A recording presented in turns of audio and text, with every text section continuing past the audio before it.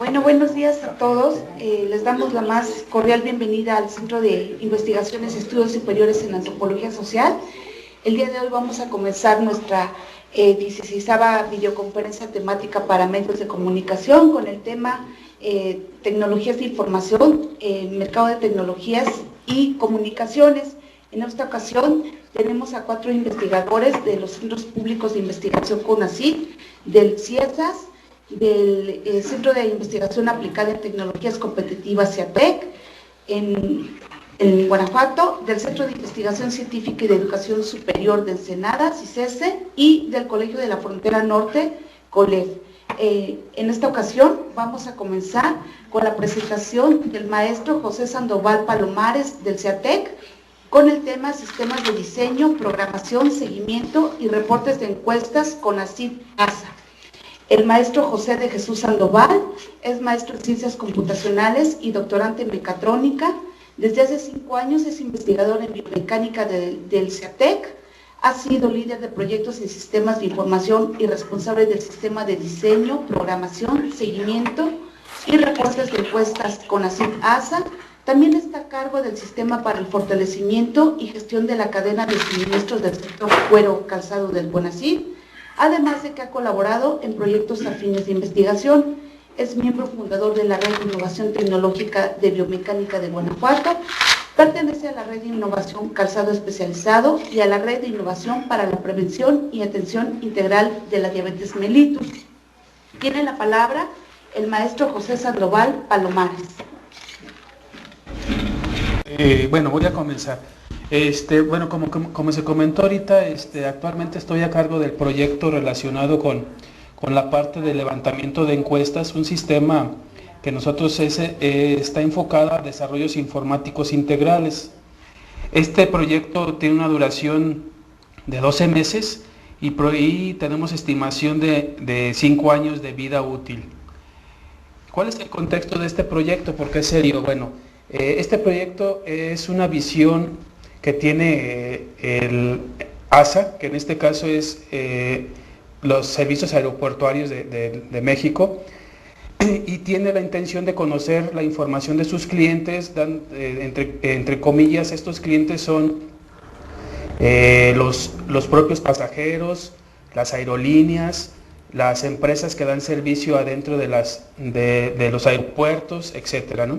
Entonces ellos necesitan conocer cuál es la satisfacción del cliente para tomar decisiones en base a mejoras que le hacen a los aeropuertos. La forma en cómo ellos hicieron de este proyecto y nosotros concursamos en él fue a través del Fondo Sectorial de ASA CONACYT, que fue del año pasado. Una particularidad de este proyecto es que es desarrollado para la plataforma de IBM, la cual cuenta ASA, y sobre una tecnología llamada Portlex. El objetivo principal de este proyecto es desarrollar una plataforma tecnológica centralizada con capacidad de levantar las encuestas en plataforma móvil. La intención que nosotros tuvimos a la hora que presentamos el proyecto era que tuvieran ellos la integración de todas las actividades que se relacionan con el levantamiento de las encuestas. Esto es, desde que las diseñan, las aplican, hacen el seguimiento de las aplicaciones, las analizan y dan su reporte. Los objetivos específicos podríamos determinarlos como es desarrollar una plataforma de levantamiento de encuestas en ambientes Portlet con tecnología de IBM, capacidad de que tenga la movilidad en campo, el levantamiento directamente inclusive hasta en las propias pistas de los aeropuertos, y la sincronización de las encuestas y respuestas para la visualización en tiempo real. Ese es el contexto general del proyecto. Sin embargo, me gustaría platicar acerca de cómo desarrollamos nosotros un proyecto de esta magnitud. Bueno, yo creo que lo más importante de esto es contar con una metodología sólida, lógicamente basada en tecnologías de información. Nosotros planteamos desde un principio un proyecto a este cliente, lo definimos a través de algunas encuestas de trabajo, lo que nosotros llamamos el levantamiento de los requerimientos. Posteriormente entendimos la problemática e hicimos una primera proyección. Una vez que obtuvimos los requerimientos de este cliente, empezamos al modelo y el diseño. Empezamos el modelo y el diseño basados en una modelación de UML, casos de uso. Posteriormente pasamos al diseño de la base de datos, y la codificación está basada en 3 tecnologías de lenguajes de programación conocidas como Java, HTML y JavaScript. En este caso, como son tecnologías que están concurrentes en nuestros programas que estamos desarrollando. Una cosa muy importante en esta metodología fue el diseño de interfaces, las cuales deben estar enfocadas hacia el usuario. Es muy importante que el usuario tenga la forma sencilla de acceder a cada una de las funcionalidades que nosotros tenemos en el sistema, para que sea mucho más fácil, ágil y simple su trabajo. Una vez que trabajamos en el diseño de las interfaces y que al mismo tiempo fuimos codificando, creo que la parte importante también, y de recalcar en este punto a las personas que desconocen el área de las tecnologías de información, que bueno, se siguen unas metodologías y no nomás es sentarse y escribir el código, ¿no? Sino también se tienen que seguir pasos determinantes para poder llegar a los requerimientos que el usuario determina. En este caso, el diseño y la aplicación de casos de prueba es muy importante. Aquí nos damos cuenta precisamente que el software y sus funcionalidades están cumpliendo con lo que el cliente tiene de expectativa para realizar su trabajo. Una vez ya completado esta fase, pues nos estaríamos metiendo en la configuración final, la instalación y capacitación. ¿Qué características tiene este proyecto? Bueno, es un proyecto que involucra un equipo de trabajo altamente especializado en tecnologías de información. En particular, sí tuvimos que desarrollar recursos humanos, porque al menos aquí en el centro o cerca del centro no había personas especialistas en tecnologías que cumplieran con el perfil. Entonces tuvimos que pasar un tiempo de capacitación para que tuvieran esas habilidades. Otro elemento importante es que se tuvo que desarrollar una estandarización de la codificación, de la forma en cómo nos íbamos a comunicar los avances, de la nomenclatura, de la codificación y su correlación contra el diseño, que a final de cuentas es como gráfico, y la parte también de la documentación del sistema. Cabe destacar que aunque esta tecnología está enfocada para IBM, en este caso, que es la tecnología que tiene ASA, nosotros trabajamos alrededor para poder implementarlos en plataformas de código abierto. Esto nos permitiría también poder implementar no solamente lo que desarrollamos en IBM, sino en tecnologías alternativas, ¿no? Y bueno, yo creo que parte interesante de este proyecto es que implementamos en dispositivos de última generación, los llamados dispositivos touch. Por la misma necesidad que se tenía del proyecto, se buscó que fueran a la hora de levantar las encuestas, fueran en dispositivos que pudieran los encuestadores llevar en campo y que fuera muy fácil su aplicación. En este caso utilizamos tecnología touch, donde utilizan el dedo o el lapicito para levantar las encuestas. Aparte de que es muy rápido, es muy sencillo para ellos también. ¿Cuáles ventajas funcionales tenemos? Bueno, las ventajas funcionales es que es una tecnología especializada en las actividades de levantamiento de encuestas, su creación, seguimiento y análisis de la información en plataforma web, por lo que podríamos decir que puede ser accesado en cualquier parte donde se requiera levantar una encuesta y sincronizado si es que se levanta de manera móvil, ¿no? Desde ese punto funcional, bueno, cumplimos o se están cumpliendo las expectativas que tiene el cliente, en este caso ASA, para el levantamiento de las encuestas puntual, evitando los costos por evento. ¿Qué significa esto? Bueno, que no sea un costo adicional, incluyendo, por ejemplo, papel o gente, capacitación muy especializada para el levantamiento de encuestas, sino que hasta los mismos operarios, que lo único que necesitan conocer es el manejo de una computadora y cómo, ahora sí que subir y bajar dentro de la página para ir contestando cada una de las preguntas que se le hacen ahí. Las encuestas pueden aplicarse de manera grupal o de manera individual. Entonces, desde ese punto de vista, nosotros tenemos 12 diferentes tipos de reactivo. El reactivo es una combinación de la pregunta y las respuestas, donde los usuarios pueden configurar sus cuestionarios, hacer alguna prueba, hacer las mejoras y posteriormente empezar a lanzar las encuestas.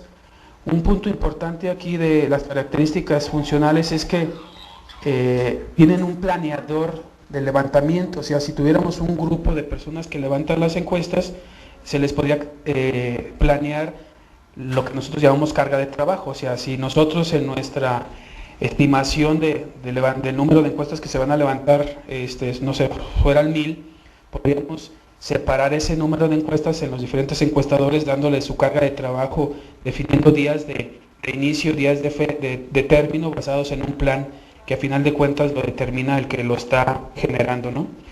Otro punto importante es lo que un reportador dinámico de los resultados. O sea, el propio usuario, sin necesidad de salirse, como tradicionalmente pueden existir otras alternativas en el mercado, que lo existen definitivamente, que están en internet, pero que su único objetivo es levantar una encuesta. Aquí en el reportador dinámico nosotros tenemos la capacidad de que el usuario visualiza individualmente cada uno de los resultados de las encuestas y puede hacer sus observaciones. Entonces ahí puede guardar los documentos para posteriormente exportarlos a una herramienta de Word, Excel o PDF, ¿verdad? ¿Qué resultados tenemos de este proyecto? Bueno, estamos por entregar precisamente mañana vamos para allá para presentarse al usuario el resultado final del proyecto. El proyecto oficialmente termina la entrega, lo que llamamos la entrega del producto dentro del día 15 de este mes. Y bueno, sigue un periodo de garantía y soporte, que son ajustes que se le pueden hacer a la marcha del proyecto, ¿verdad? Nosotros tenemos 8 módulos principales, que son, por mencionar, los reactivos, la creación de los reactivos, de las encuestas, de la planeación, de la aplicación, la sincronización con los dispositivos móviles, el análisis de esta información que regularmente es gráfica, la parte del reporteo y bueno, un adicional que originalmente no estaba contemplado, pero que se ve como necesario, es la parte de la administración. De esos 8 módulos principales se generaron 25 submódulos en base a eso, ¿no? Y lógicamente los entregables que tenemos el proyecto pues es los manuales técnicos de documentación del sistema, ¿no? Aparte lógicamente de desarrollar este proyecto para este cliente en particular, Ciatec, en acuerdo con ellos, tenemos la posibilidad de poder ofrecer el servicio a otras industrias alternativas, ya sea con la misma empresas de aeropuertos o con otras. Nosotros en CATC damos servicio a diferentes tipos de industrias y bueno, con este proyecto podríamos ofrecer también la capacidad de que las empresas vengan y nos soliciten estudios de mercado en particular o simplemente ofrecerles la herramienta informática para que puedan ellos hacer el levantamiento, análisis y reporteo, que ya hablamos ahorita de las características del proyecto, ¿no? Tenemos pensado hacer inclusive un plan de propaganda para el producto, de cobertura nacional, hacia nuevos mercados enfocados hacia el análisis de las encuestas. Por mencionar nombres, por ahí se me ocurre ahorita lo de Mitoski, que levanta información acerca de política, etcétera. O aquí en León, en particular en Guanajuato, tenemos ferias diferentes como la Zapica, el AMPIG, etcétera, etcétera, donde bastante se necesita el conocer la opinión de las gentes que los visitan, ¿no? Al mismo tiempo, el proyecto está pensado en poderse adaptar a otras tecnologías TOUS emergentes que están saliendo en el mercado actualmente, ¿no? Bueno, como último punto, el proyecto ya ha sido aquí utilizado internamente. Tenemos aquí un análisis de riesgo que hicimos hace poquito, donde se levantaron 1000 encuestas. Es un proyecto que yo no estoy dirigiendo uno de mis compañeros, pero que ya utilizamos la herramienta, ¿no? Como testimoniales podríamos decir que ya está siendo utilizado el proyecto. Ya fue utilizado, se va a utilizar también en otro proyecto. Tenemos de cuencas aquí del estado de Guanajuato, donde aproximadamente se van a levantar otras 300 encuestas en campo, y bueno, a final de cuentas la opinión del cliente ASA es la que nos interesa, ¿no? Pero esto se dará una vez que el producto sea entregado e instalado en sus servidores, en su ambiente informático. Lógicamente esto pues no lo hice solo, ¿verdad? O sea, sí, aunque tuvimos ahí el liderazgo del proyecto, es importante destacar que tuvimos un grupo de personas, tanto gente que trabaja directamente aquí en el CIATEC, como un par de gente que tuvimos que subcontratar precisamente por las cuestiones particulares del proyecto. Por mi parte es todo, no sé si ustedes tengan alguna pregunta en particular. Es del doctor Arturo Serrano, del Centro de Investigación Científica y de Educación Superior de Ensenada. El tema que va a exponer es el rumbo de las TIC en la próxima década. El doctor Arturo Serrano es doctor en Ciencias en Ingeniería Eléctrica por el Centro de Investigación y Estudios Avanzados CINVESTAB. En 1981 recibió el Premio Nacional de Electrónica y Telecomunicaciones de la empresa Alcatel, y en 1985 el Premio de Telecomunicaciones de Ericsson, ambos por sus contribuciones al desarrollo de las telecomunicaciones en México y Latinoamérica. Entre sus diversas publicaciones destaca Telecomunicaciones en Latinoamérica, La brecha digital, mitos y realidades, digitalización y convergencia global. Actualmente es investigador del CICESE y catedrático de la Universidad Autónoma de Baja California. Tiene la palabra el doctor Arturo Serrano. Buenos días a todos. ¿Me escuchan? Sí, lo escuchamos. Excelente, muy bien. Entonces, vamos a dar principio a esta plática que la he preparado de una manera prospectiva, de tal forma que presente una visión sobre el futuro de las TIC y cómo este futuro impacta en el tipo de persona, el tipo de trabajo, el tipo de empresa que queremos tener o que debemos ver para la próxima década, terminando apenas esta comienza, pero esa es una visión prospectiva de cómo las tecnologías de la información, convirtiéndose en herramientas ahora transversales, tanto a la ciencia como a la sociedad y a las empresas, se convierten en aquellos elementos que ahora para nosotros son transparentes, pero que por supuesto juegan un papel importante en el impacto a la productividad, en la posibilidad de convertir las sociedades en sociedades más eficientes, más inteligentes. Entonces, les presento esta visión prospectiva a manera de compartir con ustedes estos conceptos que yo siento que pueden ser útiles para lo que estamos considerando en el futuro de nuestras instituciones. Muy bien. En México, en más de 80 millones de personas. Imagínense qué significa eso. Quiere decir que es un servicio tan importante como cualquier otro, y que ahora cualquier persona puede tener la posibilidad de conectarse entre sí. Esa posibilidad se disparó cuando se generaron algunos aspectos regulatorios en el país que hizo que tuviéramos ahora una cantidad de 80 millones, que por supuesto va a ir creciendo, pero el entorno móvil se va a ir ajustando, se va a ir moldeando. ¿Qué quiere decir? Que lo que tradicionalmente era el mercado, porque estamos hablando de mercados, era la voz para las compañías telefónicas, para las compañías proveedoras de servicios celulares. Ahora el mercado va a ser las aplicaciones. ¿Qué quiere decir? Que en el futuro va a aparecer, en cuestión de lo que es la convergencia, lo que le llaman el cuádruple play, que es decir, diversos servicios. Yo le llamo el quíntuple play, cuando ya las compañías no solamente estén dando servicios en base a voz, datos e imágenes, sino que también las aplicaciones, es decir, por ejemplo, ya alguna empresa va a proveer servicios de salud, una empresa va a proveer servicios educativos. Es decir, estamos trascendiendo la cuestión tecnológica a la cuestión de servicios. ¿Qué quieren los aspectos sociales, los aspectos económicos? Entonces es una convergencia interesantísima. ¿Qué quiere decir? Que esto impacta porque los especialistas de tecnologías de la información del futuro tienen que entender fenómenos sociales, antropológicos, para poder situar sus productos y sus servicios en las poblaciones. El entendimiento de la población, el entendimiento de cómo piensa, cómo actúa el usuario es fundamental para el futuro de las TIC. ¿Sí? Y por ejemplo, en este caso de la telefonía celular, todo es móvil.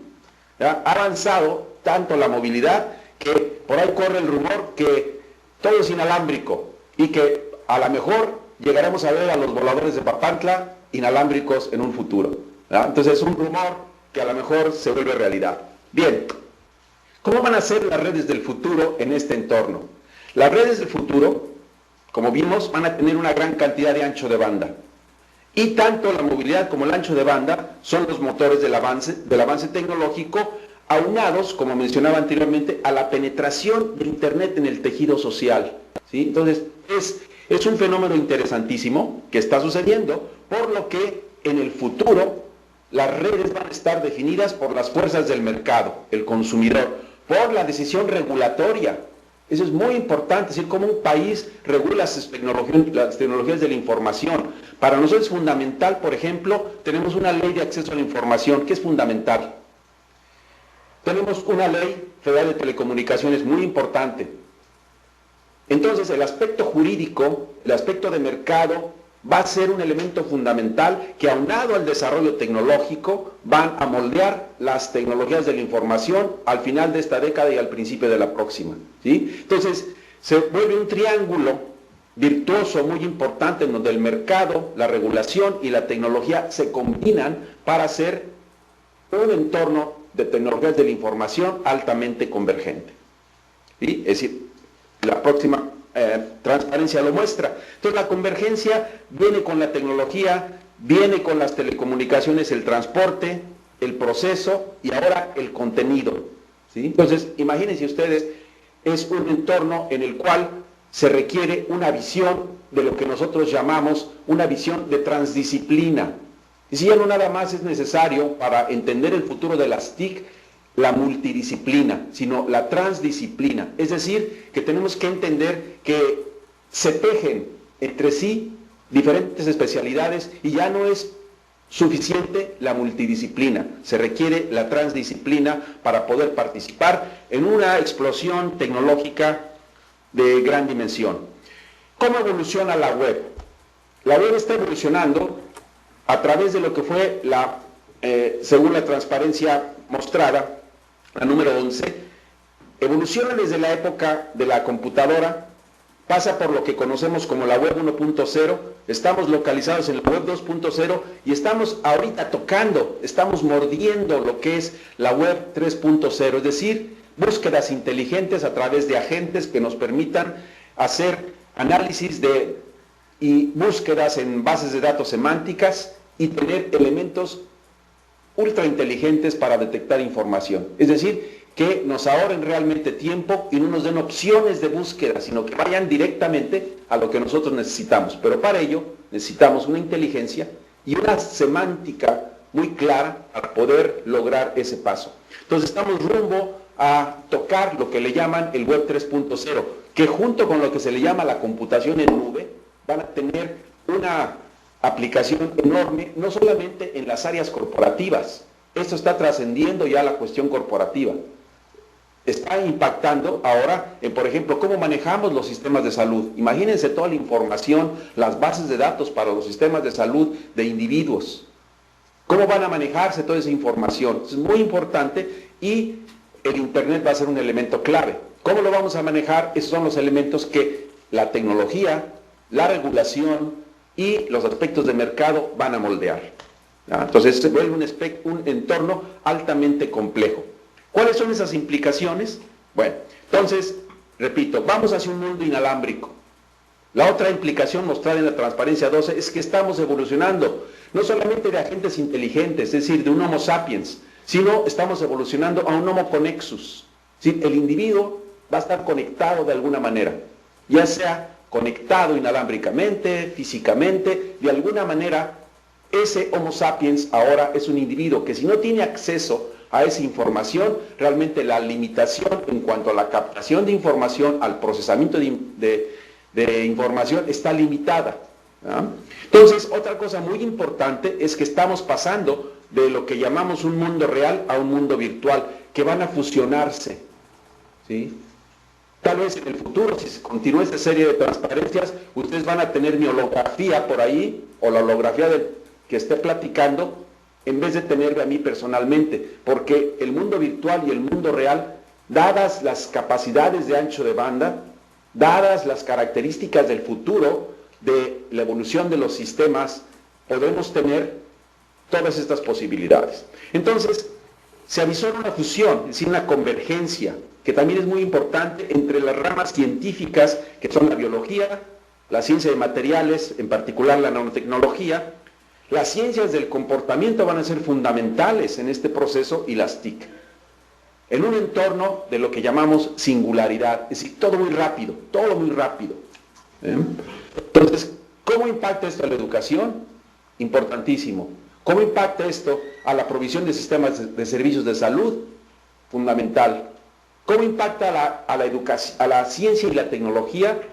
Pues probablemente va a tener que moldearse elementos para poder aprovechar todos estos desarrollos en una visión de tipo transdisciplinaria, que a través de la fusión de todas las ciencias podamos tener realmente un nuevo prototipo. Entonces, se imaginan, va a haber nuevos empleos, nuevas carreras.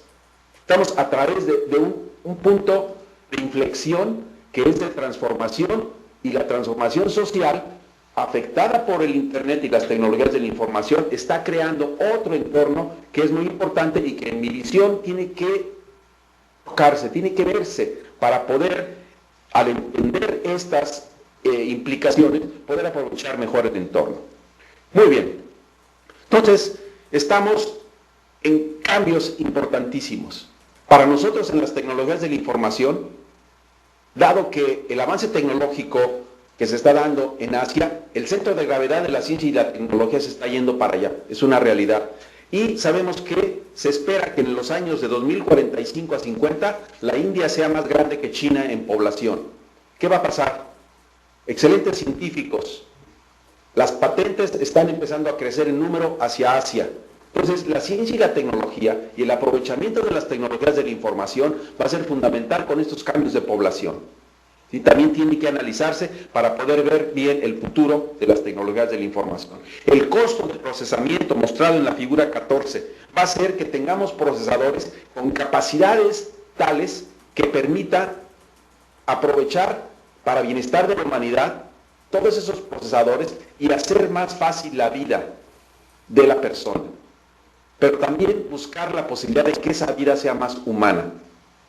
Entonces, las tecnologías de la información avanzan tan rápido y no es solamente un sueño, es que realmente, si se sigue la tendencia, según como muestra la gráfica 14, en el número de operaciones de los procesadores, está bajando de costo y aumentando en potencia, de tal manera que habrá procesadores que tengan tanta capacidad que nos hagan más fácil la vida, pero también hay retos, por supuesto, y oportunidades en este movimiento.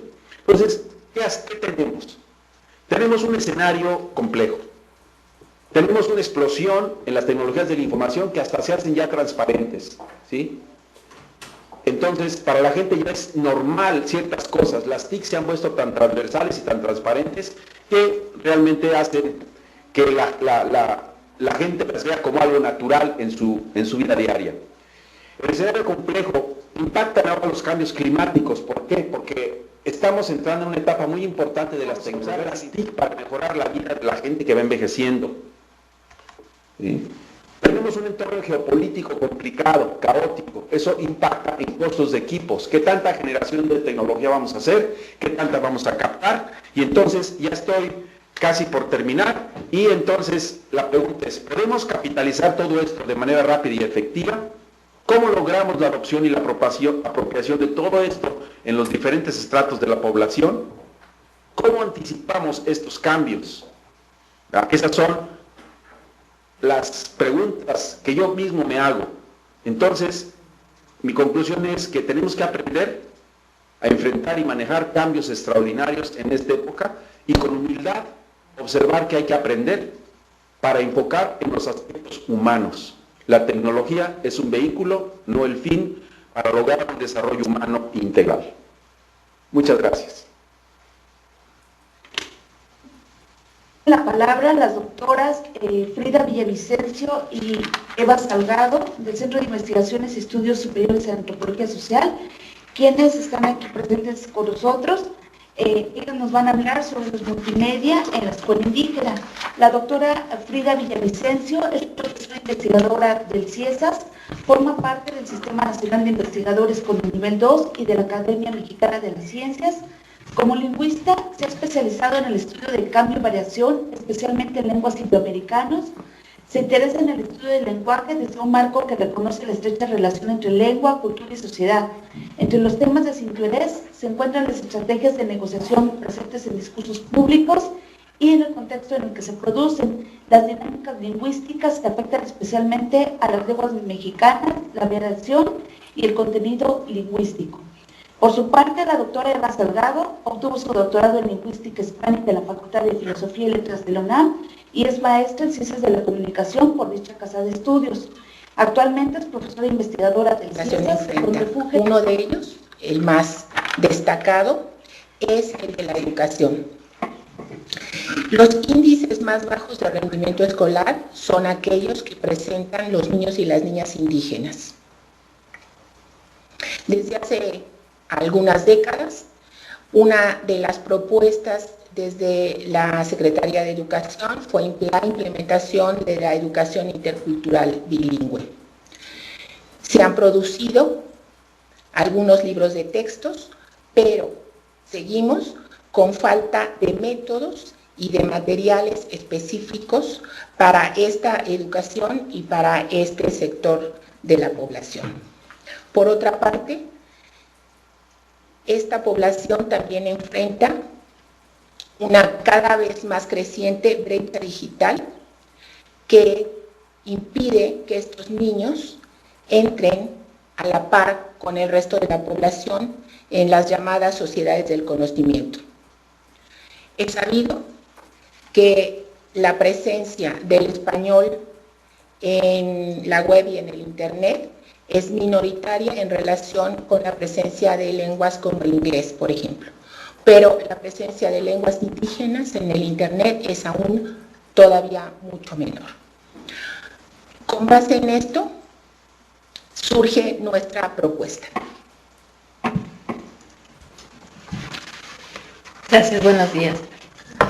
Y pues sí, en efecto, aquí a nosotros nos corresponde pues dar como la versión contrastante, porque en efecto pues México se prepara y está ya viviendo esta nueva inmersión en nuevas tecnologías y al mismo tiempo existen retos terribles como es el que antecedía, como el que les introdujo mi colega, y que tiene que ver con cómo, en esta parte, cómo atender las necesidades específicas de esta parte de la población, especialmente de los niños indígenas.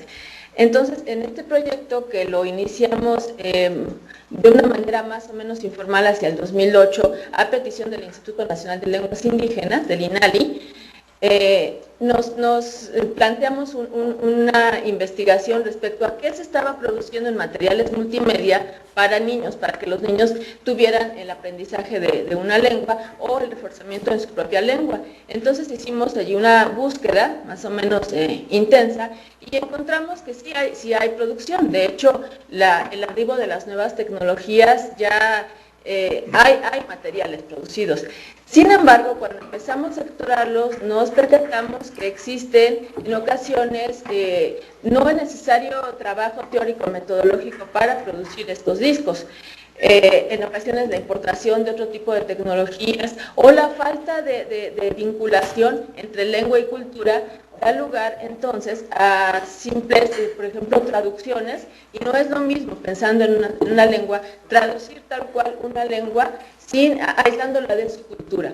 Entonces, lo que nosotros nos propusimos fue una metodología que tendría que contemplar, ¿sí?, algunos lineamientos. Nuestra propuesta era, bueno, entonces, ¿cómo hacer materiales multimedia que tengan cierta posibilidad de un diálogo efectivo entre niños en situaciones de diversidad lingüística y cultural. Con base en ello pensamos que esto tiene que ser un trabajo eminentemente interdisciplinario. Entonces no se puede partir de una desvinculación de un trabajo fuerte respecto a la lengua y la cultura que en la que estamos queriendo producir los materiales. Esto implica una serie de reflexiones respecto a que las lenguas, más allá de los aspectos sintácticos, gramaticales, que por ahí muchas veces se hace la producción, teníamos que producir o pensar en la producción de materiales donde los niños tuvieran la posibilidad de una inmersión total en su contexto cultural, ¿sí? Y a partir de eso reflexionarlo y pensarlo en su propia lengua y su cultura. Luego también esto tendría una fuerte reflexión en torno a los aspectos pedagógicos. Sí, porque no se trata únicamente de si vamos a enseñar, porque no es enseñar la lengua no se enseña, la lengua se va viviendo, ¿sí? Se va adquiriendo, se adquieren esas destrezas, y entonces el problema en ocasiones es que los materiales multimedia pueden tener propuestas pedagógicas poco atractivas, o no se saca provecho de toda la posibilidad de la interactividad que ahí tienen presentes. Porque estamos hablando de materiales que permitirían que los niños vean otro tipo de escenarios, escuchen música, palabras, imágenes, o sea, todo es un mundo, no solamente hablamos con las palabras. Entonces también era muy importante para nosotros la parte pedagógica. Todo esto nos llevó a una reflexión a partir del lenguaje multimedia, el lenguaje semiótico. Porque bueno, las intervenciones de mis colegas, las intervenciones anteriores me dan muy buen pie para plantear lo que quiero exponer esta mañana, que refleja de alguna manera lo que estaba implícito en las presentaciones anteriores, es decir, esta visión dual, ambivalente de la tecnología que los historiadores de la misma han puesto de manifiesto. Es decir, por un lado, la tecnología como posibilidad y potencialidad de lograr sociedades más justas, economías más prósperas. Bueno, comentaba anteriormente que las presentaciones anteriores me dan pie a introducir el tema que quería presentar aquí, en la medida en que de alguna manera está implícita esta visión ambivalente,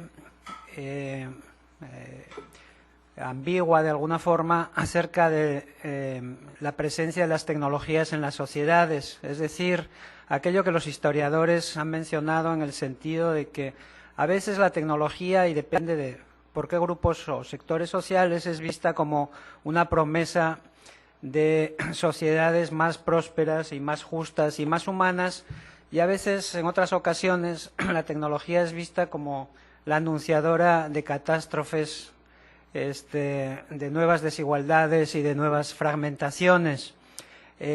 Ustedes han oído hablar seguramente de la brecha digital y, por otro lado, pues también estamos hablando de la convergencia de la economía del conocimiento, etcétera.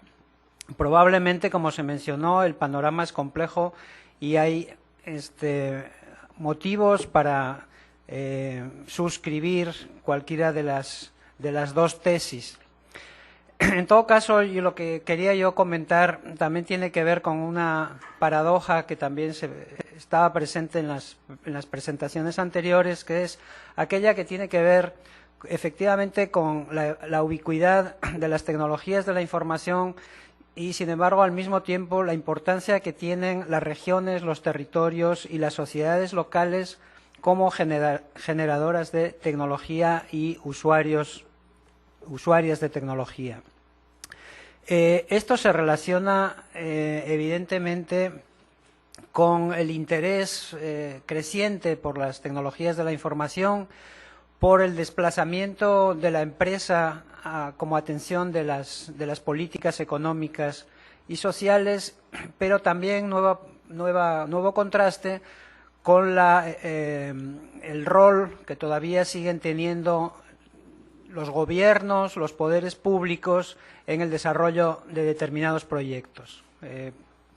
Quizá uno de los más conocidos es el proyecto del genoma humano, en el que las empresas estaban presentes, pero también los gobiernos han tenido un papel muy importante. Esto nos indica que efectivamente hay acuerdos, disputas y formas de colaboración entre el ámbito público y privado por el control de la ciencia y la tecnología, y que por un lado tenemos a los ministerios de ciencia impulsando determinados proyectos y a veces colaborando con las empresas, pero en otras ocasiones disputándose el terreno. La visión acerca de cómo se produce, se genera y se difunde la tecnología también ha ido cambiando en los últimos 20 o 30 años. Había una visión que partía sobre todo de la economía neoclásica, según la cual la tecnología se generaba en los grandes centros de investigación como ciencia básica, transitaba hacia la tecnología aplicada y finalmente desembocaba en el mercado. Actualmente tenemos un enfoque mucho más interactivo, según el cual los agentes son múltiples y las interacciones mucho más complejas. Como se decía anteriormente, los usuarios tienen un papel muy importante. No en balde, muchas de las tecnologías de la información son tecnologías a la medida, pero también se mencionaba los mercados y las regulaciones. Recuerden, por ejemplo, toda la disputa que hay acerca de la propiedad intelectual, de los contenidos que se pueden o no bajar de la red, etcétera, etcétera, ¿no? Y toda la polémica alrededor de la piratería. Entonces, en este nuevo modelo interactivo que parece más ajustado a la realidad actual, las relaciones pueden ir en varios sentidos y en la creación y transmisión de conocimiento intervienen múltiples actores. Voy a brincarme algunos aspectos relativos a la innovación que yo tenía en mi presentación, pero sí quiero subrayar. ¿Me están escuchando? Okay.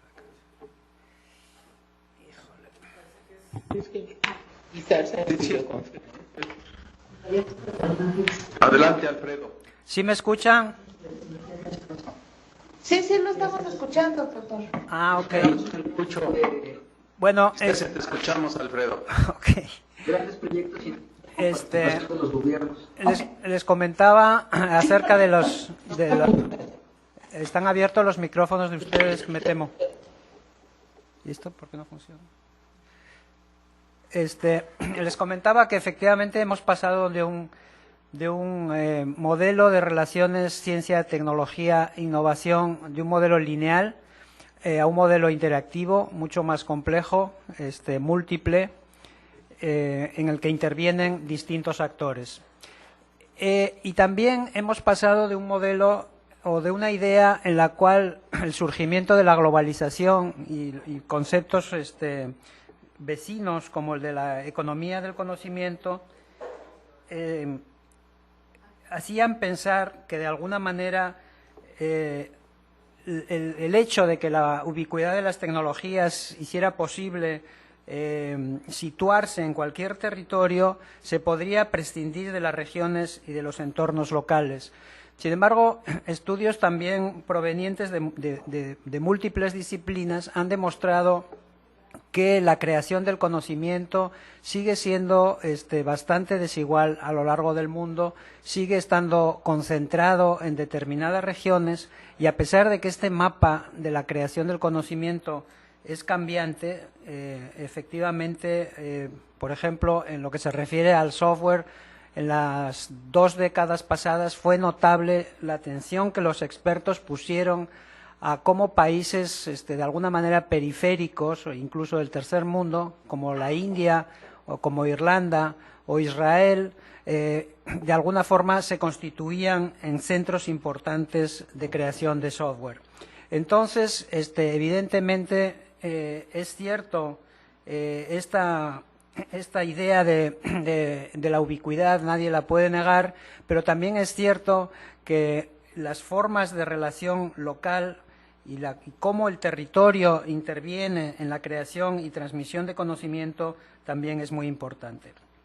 Esto hace como ya más de 30 años que la teoría económica lo resaltó con la idea de los distritos industriales, pero actualmente se agregan, digamos, nuevos ingredientes a esta idea de la transmisión del conocimiento.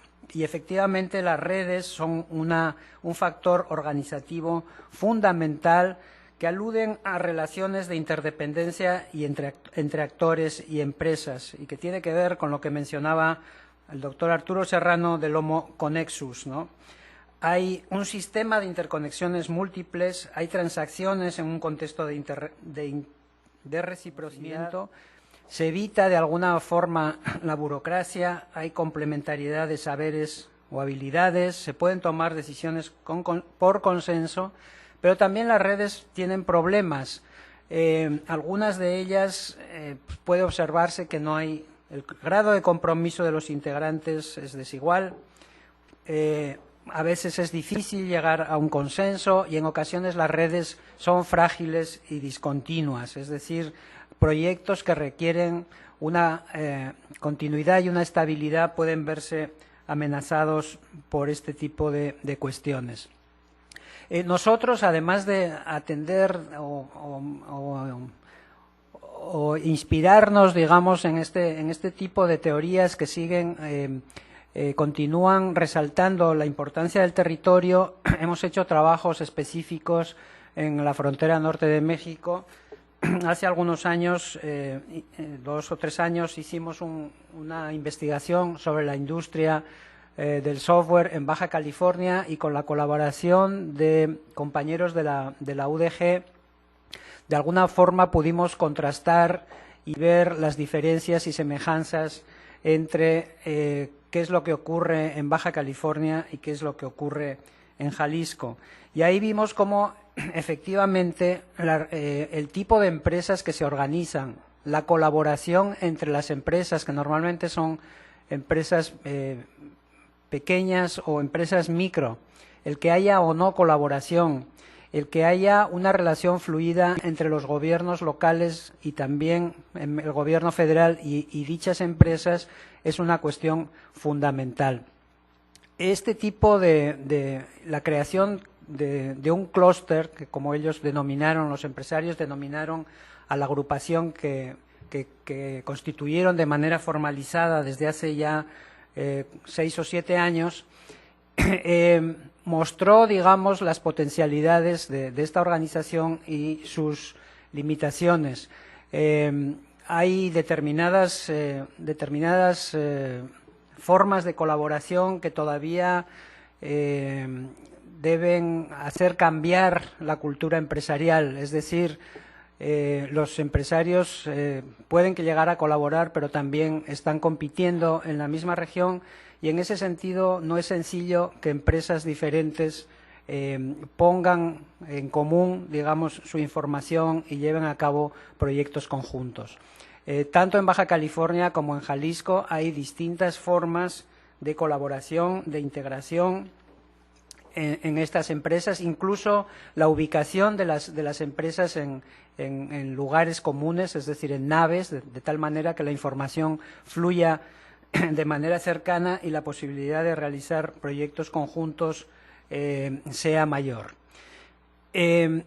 Por otro lado, también la colaboración entre distintos actores pone a prueba distintas formas de funcionamiento, es decir, los centros tecnológicos que abundan tanto en Baja California como en Jalisco, en ocasiones se han propuesto colaborar, pero efectivamente las regulaciones que tienen los centros y las regulaciones que tienen las empresas no son compatibles y en otras ocasiones hay que hacer ajustes de manera continua.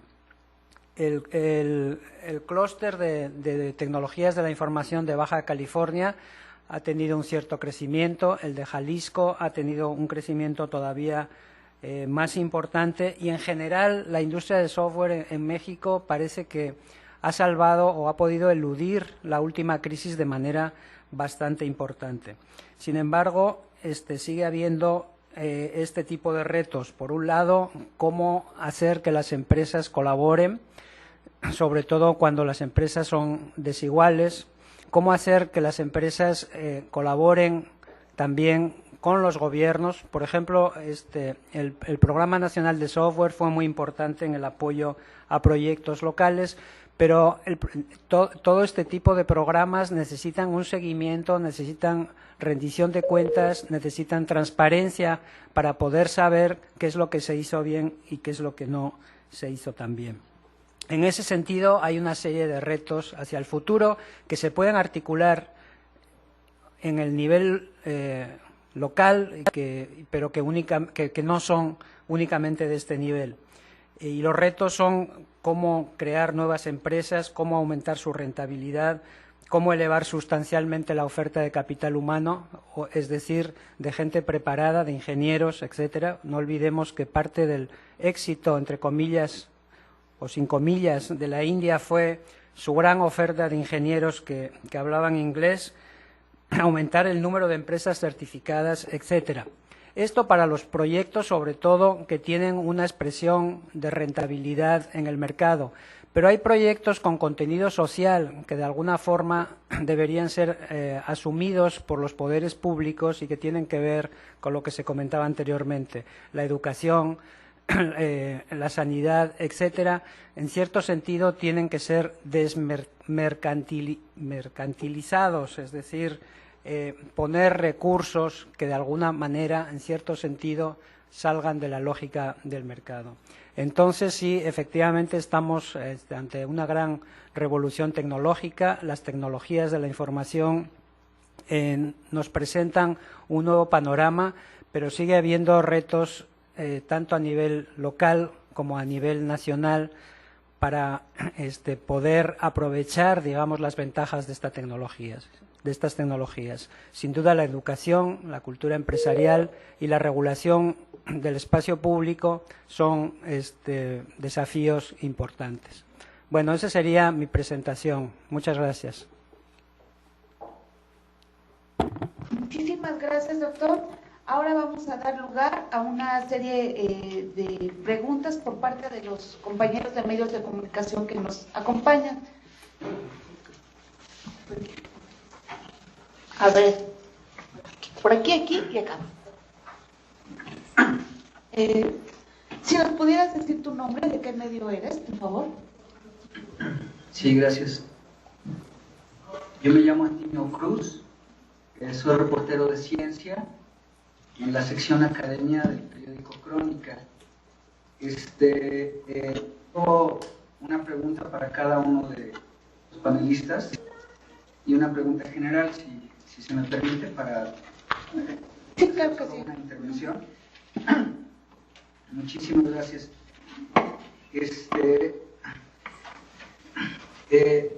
antes que nada, buenos días. Sé que ha habido algunas dificultades técnicas, pero subrayar que es una gran riqueza lo que tenemos en este momento para nosotros como periodistas, tener gente al mismo tiempo de Ensenada, León, Tijuana y Distrito Federal. Entonces hay que tratar de aprovechar esta herramienta de cualquier complicación técnica que haya habido. Mi primera pregunta es para el maestro José Sandoval Palomares. Uno de los temas que puso en el momento de realizar el proyecto para atender esta encuestas. A ver, que cierre el micrófono, ¿no? Un momento. Que cierre su micrófono. Un favor, ¿pueden cerrar sus micrófonos ahí en las sedes? Es que nos están aquí iniciando. Y abrirlo solo cuando vayan. Y solamente ábranlo cuando vayan a participar, por favor. Perdón, puedes continuar. Sí, gracias. El tema de estructurar un equipo de trabajo con personas altamente especializadas en tecnologías de la información. Me parece interesante este tema porque vemos que cada vez la gente se está preparando más y cada vez hay más especialistas, y sin embargo está la dificultad de que estos especialistas o las personas altamente especializadas se vinculen con los proyectos, a veces porque quizá no saben que existen este tipo de proyectos, o a veces porque quizá los responsables de los proyectos quizá no tienen el mecanismo para dar a conocer que necesitan este tipo de personal. Entonces, quisiera yo preguntarles si a través de ya haber solucionado este problema, ustedes podrían decir que hay una herencia en cuanto a cómo resolver un problema de localizar a personal altamente especializado en un tiempo rápido y pues con una solución efectiva, ¿entiendes? Capacitar después. Pero está esta idea que me preocupa de mucha gente que sabe hacer muchas cosas, mucha gente que necesita esas soluciones, pero no están vinculados. Si nos podría platicar, quizá después de que haga las preguntas, ¿qué experiencia o qué herencia hay después de haber solucionado esta necesidad de conectar con los especialistas? Quería preguntarle también al doctor Arturo Serrano, hablando del futuro y este análisis prospectivo de hacia dónde van las tecnologías de información, hay un tema que me preocupa del tema de movilidad, y es el tema de abasto de energía. Cada vez hay como más dispositivos móviles para tener acceso a todo este mundo que es las tecnologías de la información, y sin embargo todo esto necesita energía y también necesita fuentes donde uno pueda recargar energía. Vemos, por ejemplo, que en los aeropuertos ya hay como torres para abastecerse de energía, sin embargo pues es un nicho muy aislado. ¿Cómo observa usted hacia el futuro la solución de este tema de abastecer de energía a los instrumentos y herramientas que cada vez vamos a estar utilizando más personas y en los lugares? A la doctora Frida y a la doctora Eva, también les quiero preguntar, el hecho de, bueno, toda esta plataforma y todo este proyecto que realizaron ustedes tiene que estar estrechamente relacionado con las propias comunidades que hablan de estas lenguas indígenas. Sin embargo, y corríjanme si me equivoco, entiendo que muchas veces una comunidad que habla una lengua indígena no necesariamente está en un solo lugar geográfico. Es decir, a veces, por ejemplo, el hablante de una lengua puede estar distribuido en diferentes estados o incluso en espacios de migración entre quienes son los usuarios o los aprovechadores de estas tecnologías de información, desde las empresas que inician proyectos y o los científicos, los usuarios. Me parece, o tengo una impresión, quisiera que me corrigiera, que necesita un protagonista, una persona que funcione como el integrador de estas diferentes disciplinas. Y me recuerda mucho lo que desafortunadamente es negativo que pasó en el campo de la agricultura con la figura del extensionista. Hay nuevo conocimiento, pero para transmitir ese nuevo conocimiento al usuario, recuerdo que en los años 60, 70 había esta figura que era el extensionista, que era como el integrador, y eso desapareció después del gobierno de Carlos Salinas de Gortari. Desapareció completamente este departamento que estaba en la Secretaría de Agricultura. Quisiera saber si para que los mexicanos podamos aprovechar eficientemente las tecnologías de información, hace falta alguna figura de este tipo, ya sean antropólogos, trabajadores sociales o alguien que pueda conectar esta parte tecnológica con la parte social. Sería eso. Muchísimas gracias. Muchísimas gracias. No sé si quisieran realizar sus preguntas para que los investigadores respondieran en conjunto. Sí, por ahí. Buenos días. Diana Ferreira, de Periódico Informa. A mí lo que me interesa preguntarle a las doctoras Villavicencio es de este proyecto que han realizado.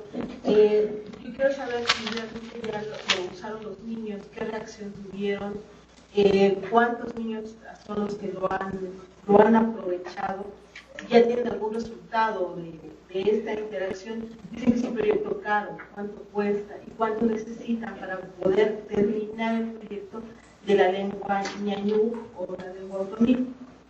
Y al doctor Arturo Serrano del CCS, me gustaría preguntarle sobre qué tanto ha alcanzado o si ya tal vez ha rebasado el uso de Internet a medios tradicionales como la radio o la televisión, que están bastante arraigados, y que nos hablara también un poquito acerca de esta interfaz que dice que, bueno, que vamos a pasar a fusionar el mundo virtual con el mundo real.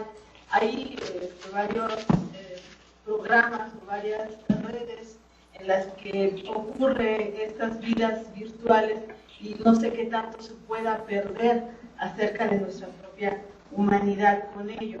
Muchas gracias. ¿Por aquí? ¿Sí? Hola, muy buenos días. Soy David Galicia de la Agencia de Noticias del Boletín. Me gustaría preguntarle al maestro José Sandoval Palomares si existen otros ejemplos de plataformas móviles para encuestas. Entiendo que esta es una innovación que hacen ustedes, pero me gustaría saber si hay algún otros ejemplos en otros países o incluso aquí mismo. Al doctor Arturo Serrano, me gustaría hacerle 3 preguntas. Si nos pudiera hablar un poco, si nos pudiera describir de manera general cómo está actualmente el mercado de las tecnologías de la información y de la comunicación en México, qué tan rezagado o qué tan avanzado está en comparación con otros mercados de TICs en el mundo. Y por último, ¿en cuánto tiempo podríamos ver que las conexiones móviles superen a las conexiones fijas? Y para las doctoras Frida Villavicencio y Eva Salgado, ¿cómo hacer para que estos materiales que ustedes están desarrollando pues no se queden en el escritorio y efectivamente se implementen? Sabemos que las comunidades indígenas muchas veces carecen de recursos en las escuelas, y bueno, esa es otra parte que se tendría que solucionar, pero ¿cómo hacer para que estos materiales que diseñan ustedes pues no se queden aquí? Gracias. Sí, gracias. Mi nombre es Laura Poy, del periódico La Jornada, y pues sí, retomando el tema de la conferencia, que está muy interesante, pero que está también muy diversificada en los temas, a mí me gustaría preguntarle a los expertos en TICs, dentro de los retos que ven para el avance de las TICs en México, ¿cómo está toda esta cuestión del mercado? Porque yo creo que es esencial en México, y en este momento hay un debate a nivel nacional por las telecomunicaciones. Hay una pelea frontal entre 2 grandes monopolios, y la discusión de fondo es precisamente el acceso a la conectividad. Por un lado de telefonía, por otro está la televisión, pero finalmente estamos hablando de lo mismo. Yo sí quisiera pedirles una opinión de qué es realmente lo que estamos viendo en este mercado de las TIC en México, y me parece que tanto el doctor Arturo Serrano como el doctor Alfaro insisten en que un tema es la regulación del mercado. Entonces, si el futuro es que el usuario sea el centro de las TICs, ¿cómo lo vamos a lograr en México cuando aparentemente no hay reglas claras para este mercado? Y si queda en manos de unos cuantos, entonces, ¿cuál es el futuro de las TIC en México? A mí sí me gustaría, por favor, que me pudieran dar una opinión al respecto. Y en cuanto a los materiales multimedia para las escuelas indígenas, preguntar si hubo alguna relación con la Secretaría de Educación Pública, si hubo comunicación con la DGI, que es la Dirección General de Educación Indígena, y si ahí no hay ningún material o no detectaron material alguno multimedia, porque se asegura, al menos las autoridades educativas, que sí se cuentan con todo el material. Y preguntar ¿cómo poder hacer accesible el material multimedia a los niños de educación indígena si en un 90% de sus escuelas no tienen energía eléctrica, no tienen baños? Es decir, entiendo la urgencia de que no avance la brecha digital, pero ¿cómo van a afrontar su acceso al mundo digital si ni siquiera tienen una escuela? Algunos toman clase abajo de un árbol. Es decir, eso fue algo que se plantearon en el diagnóstico. Me gustaría saber qué opinión les merece esto. Gracias. Sí. Tengo una pregunta de Guadalupe Falcón, del Heraldo de León. Pregunta para el doctor Serrano, específicamente especificar en qué accesorios se podría tener conexión a Internet y la facilidad de la población para acceder a ella, por ejemplo, en la cuestión de los lentes. Eso es todo, gracias. ¿Ya no hay más preguntas? Ok, bueno, el doctor José Sandoval del CEATEC, quisiera por favor responder a estas preguntas. Perdón, no apunté los nombres, aquí me voy a ir por las preguntas 1, 2 y 3, referente a los que hicieron. En referencia a la pregunta de cómo resolver esa cuestión de las capacidades técnicas de aquellas personas que buscamos para los proyectos, perdón, no escuché, ¿dijeron algo? No escuchamos conferencia. ¿Ya se escucha, perdón? Si pudieran hablar un poco más fuerte y pausado, quizá a lo mejor pudiéramos escuchar mejor. Y un favor a todos, si pudiera ser un poco concisas las respuestas por las propuestas de comunicación que estamos haciendo. Sí, claro, con gusto. Comentaba referente a la pregunta de las especialidades de las personas en base a las capacidades y cómo resolver este problema. Bueno, realmente el proyecto, como comenté, no encontramos en particular a la gente que cubriera todos los perfiles para el desarrollo tecnológico de esta herramienta. ¿Qué fue lo que hicimos? Realmente lo que hicimos fue el desarrollar estas capacidades en personas que internamente tenemos y a través de subcontratar a gente específicamente para el proyecto. Desgraciadamente los proyectos pues tienen capacidad finita en cuanto a los recursos económicos. Aquí lo importante creo que es la planeación y la estandarización de cómo debemos de llevar a cabo el desarrollo de este proyecto, porque yo considero que la codificación para las personas que nos encargamos del área de informática es el programar. La codificación es un proceso creativo que difícilmente podemos estandarizar, pero sí es muy importante que se lleve una planeación de cómo se deben de hacer cada uno de los pasos del software para que tengamos menos problemas en cuanto a los resultados que se buscan. Entonces, la especialización realmente se va dando a la hora que vamos formando a las personas en el transcurso del proyecto. Fue como lo hicimos en esta parte de este desarrollo de este producto.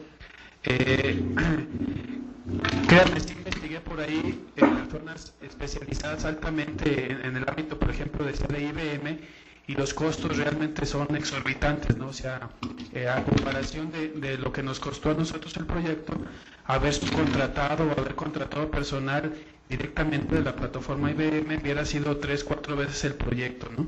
Entonces, la forma en que nosotros resolvemos, ya resumiendo, es especializamos a esas personas internamente a través de capacitación y el trabajo que estuvimos haciendo aquí directamente en él, ¿no? En cuanto a la segunda pregunta de las plataformas móviles, ¿qué ejemplos? Realmente hay muchos, o sea, podría decir nombres, yo creo que sería irrelevante. Más bien yo me enfocaría a que ahorita con lo que se comentó inclusive por los colegas doctores, el Internet es una herramienta ya móvil, entonces yo puedo levantar una encuesta inclusive hasta en los teléfonos, ¿verdad? Lo que sucede ahí no es que yo pueda hacer la encuesta en los teléfonos, sino más bien el trabajo es enfocar el desarrollo a que se pueda hacer fácilmente levantar esa encuesta, o sea, un enfoque muy específico al tipo de dispositivo que se va a utilizar, no tanto tener la página, ¿verdad? Aquí a mi lado, enfrente, tengo un iPad que hicimos algunas pruebas y no funciona 100% la aplicación. ¿Por qué? Porque no está enfocada a esos dispositivos. Entonces, más que pudiera funcionar en cualquier lado, debe estar enfocado al tipo de solución que se debe de aplicar para los encuestadores en este caso, ¿no? O sea, el tamaño del dispositivo, el tamaño de las letras, la posición, etcétera, etcétera. Y en cuanto a ahí la última pregunta se comentaba de la lucha de los operadores que estamos viendo en cuanto al claim, todos los servicios vinculados. Yo creo que el gobierno de México debe de tomar la batuta aquí. O sea, sé que es una cuestión entre particulares, pero yo creo que así como el gobierno nos ofrece la luz, y que inclusive hay iniciativas donde nos pueden ofrecer el servicio de internet a través de los cables de luz, yo creo que México debería tomar como gobierno ese punto, ¿no? Porque para mí sí es un área estratégica la parte de las telecomunicaciones. Muchas gracias.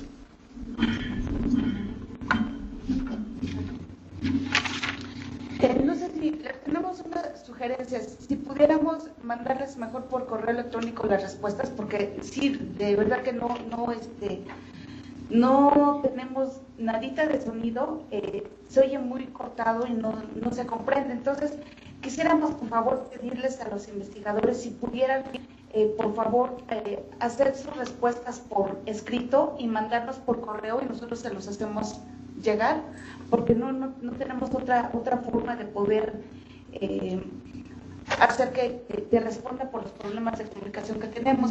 Y bueno, la doctora Frida, que se encuentra aquí, ella pudiera contestar las preguntas que le hicieron. Sí, si ustedes están de acuerdo, pueden contestar. ¿Sí? Ok. Para Antimiro, Sí. Para Antimiro y su pregunta sobre cómo estamos en contacto con todos. Interpreto esta pregunta como qué tan representativos pueden ser los materiales, ¿no? Obviamente, las respuestas nunca han sido fáciles y, como hemos dicho, hemos ido creando un camino del cual ya tenemos alguna experiencia. Debo decirles que hemos trabajado con lenguas realmente fáciles en el sentido de que, por ejemplo, el purépecha, si bien existen variantes dialectales, son inteligibles a lo largo y ancho de toda la zona. Entonces, realmente no hay mucho problema con eso. El proceso de normalización está bastante avanzado y eso nos hace tener en los hablantes una actitud positiva hacia todo lo que se genera en su lengua, a diferencia de otras lenguas en donde los hablantes se están peleando porque si llega un material hecho para el náhuatl de la sierra, no lo entienden los de la baja o lo que sea. El purépecha, los hablantes son muy accesibles, están en constante comunicación, no hay mucho problema. De todas maneras, nosotros hemos buscado formar equipos representativos. Obviamente tendría que haber hablantes que tengan como indígena. Eso era uno de los puntos principales. Lo segundo era que hubiera tanto hombres como mujeres, para tener los usos y con un fuerte arraigo en su comunidad de origen, de ser posible que tuvieran algún rango de educación o presencia de gestión en su localidad. El equipo purépecha con el que trabajamos contó con un representante de Santa Fe de la Laguna, el doctor Amaruc Lucas, historiador de la Universidad Michoacana, y ahí se radicó la variante que trabajamos. Con Guillermina Ochoa, hablante de la Cañada, de la vertiente de la Cañada, y con Dante Serrano, hablante de Cheranástico en plena meseta purépecha. Entonces era un equipo multidisciplinario, Dante especialista en cineasta y multidisciplinario representativo de áreas fuertes dialectales, jóvenes entusiastas y que son maestros a la vez en las universidades, en la Universidad Intercultural Indígena de Michoacán y en la Universidad Michoacana. El equipo de Mazahua, trabajamos con Mazahua radicado en Michoacán. No sería la mayor cantidad de hablantes que tenemos en el Estado de México, trabajamos con la variante de Michoacán, con un maestro que lleva muchos años produciendo material de manera solitaria, que tiene ya un diccionario en línea de estos AULEX, que saben muy bien escribir la lengua y que tienen obviamente una propuesta de escritura en su lengua. Estamos ahora pasando ya a la fase de pilotaje para Diana, que si ya usaron los niños este material y cuál fue su impacto. Todavía no, estamos acabando los prototipos, nosotros producimos prototipos y vamos a pasar a la fase sí de operación experimental a partir de abril. Para eso hemos tenido sábado y domingo pasados un taller con nuestros maestros. Obviamente vamos a presentarlos en las escuelas, entonces 3 escuelas de cada zona, 3 escuelas Mazaguas y 3 escuelas Purépecha han decidido ayudarnos a pilotear el interactivo en sus respectivas escuelas, cosa que haremos entre abril y mayo, que será la última etapa del proyecto para poder tener una evaluación en campo. Ya estamos evaluando el proyecto desde el laboratorio, ahora vamos a tener una evaluación en campo. Para ello, obviamente, tuvimos que tener una reunión con los profesores un poco para presentarles el programa, para que ellos lo manejen, para que vean si corren, si no corren y para que empiecen a apropiárselo. Todos estos maestros son voluntarios, no va a generarles puntitos para carrera magisterial, ni mucho menos, no vamos a pagar nada por el pilotaje, es simplemente presentarles un material que les pareció interesante, estuvieron de acuerdo en abrirnos las escuelas y esperamos estar en esta fase de operación experimental ya en aula, ya con los niños que van a ser los usuarios en abril, mayo, y esto nos generará los últimos insumos para entregar el prototipo debidamente evaluado. Para David, ¿cómo hacer que no se quede en el escritorio?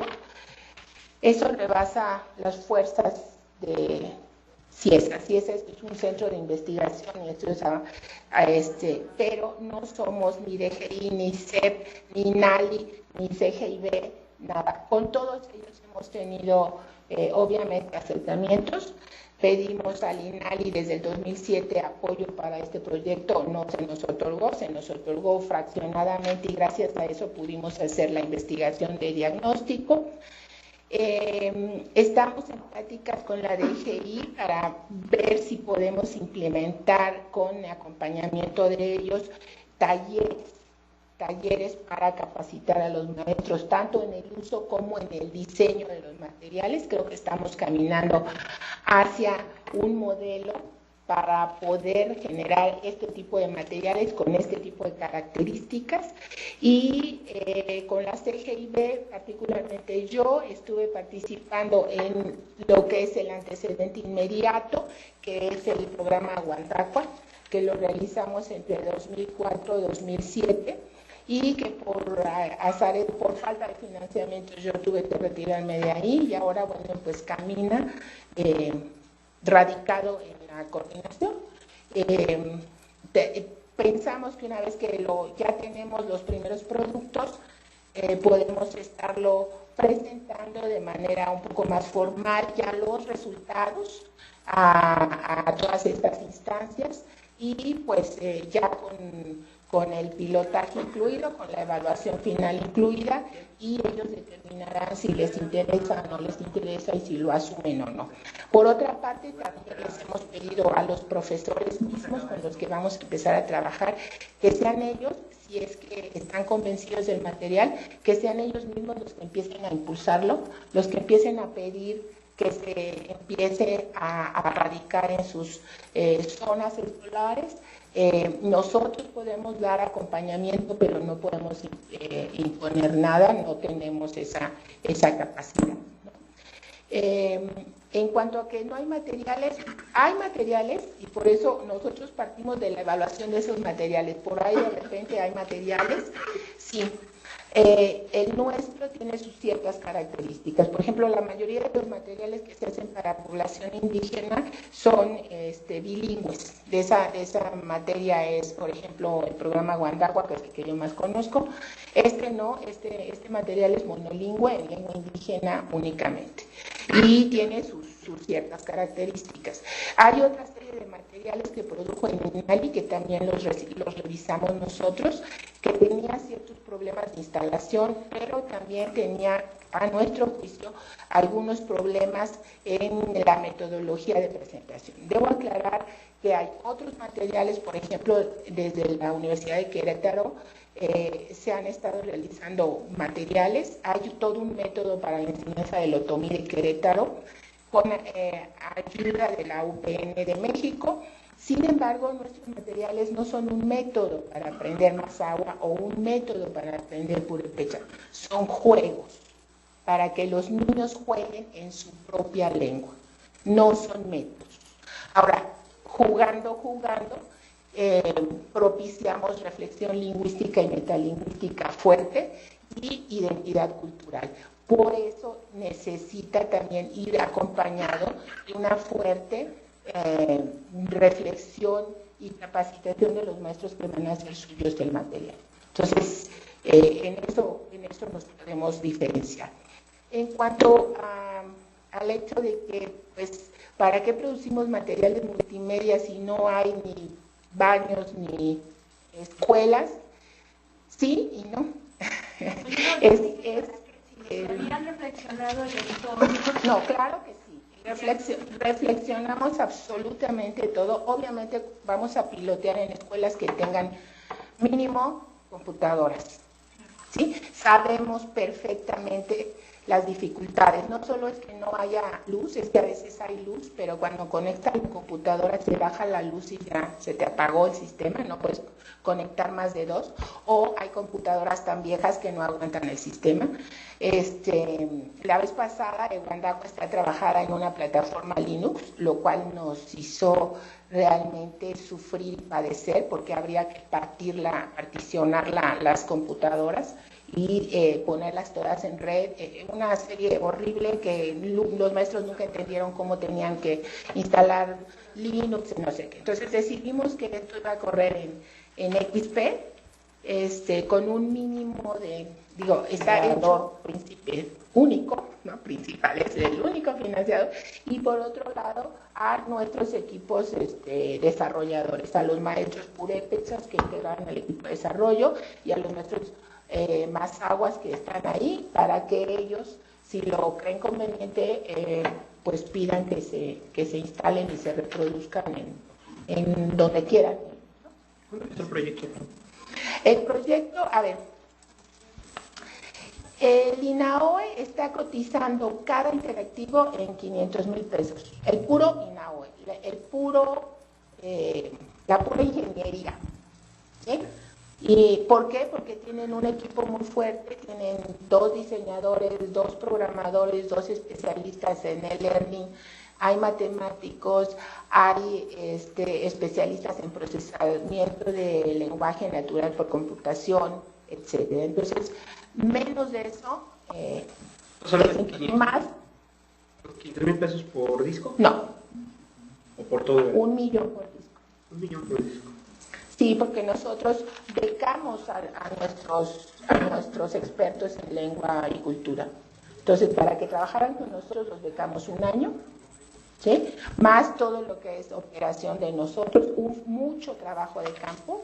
Las salidas de campo son continuas, son 1 por mes o 1 cada bimestre. Hacemos talleres con nuestros desarrolladores, talleres con los maestros ahora, y eso va.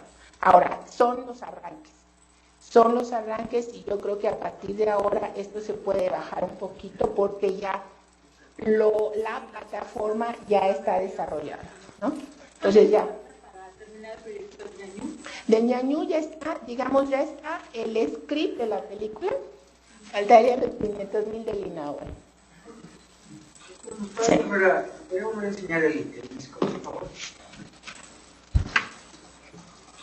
Muy bien, gracias.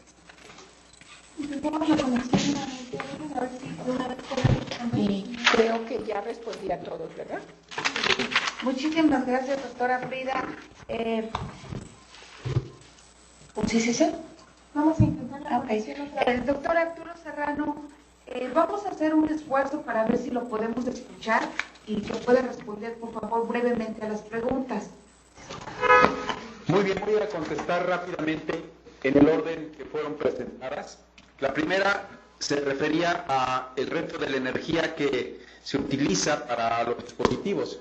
Yo coincido en que es un reto muy importante y cada vez tenemos que usar menos energía y para ello se están desarrollando dispositivos alimentadores cada vez más eficientes. Pero hay un reto aún más importante, es no la energía que usa el dispositivo, es la energía que radia, porque entre más espectro electromagnético se ha usado, probablemente la salud se ponga en entredicho.